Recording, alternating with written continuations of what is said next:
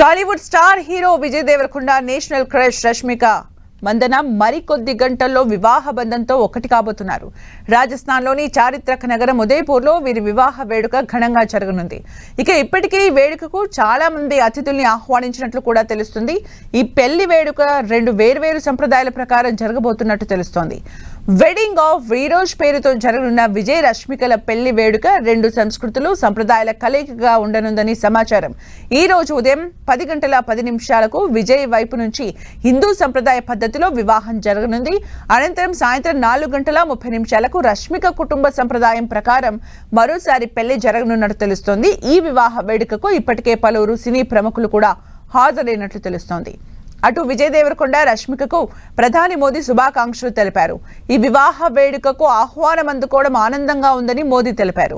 విజయ్ రష్మిక జీవితంలో ఇది ఓ కొత్త సుందరమైన అధ్యయనానికి నాంది అని పేర్కొన్నారు.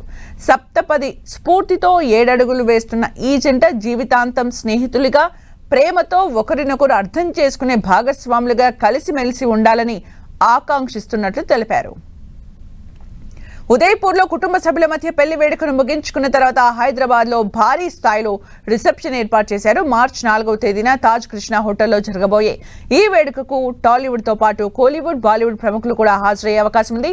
ఇప్పటికే సినీ పరిశ్రమకు చెందిన స్నేహితులందరికీ ఆహ్వాన పత్రికలు అందాయి. ఈ వేడుకతో విజయ్ రష్మికల పెళ్లి ఉత్సవం ముగియనుంది. తమ అభిమాన నటీనటులు ఒకటో అవుతుండటంతో సోషల్ మీడియా వేదికగా శుభాకాంక్షలు వెల్లువెత్తుతున్నాయి.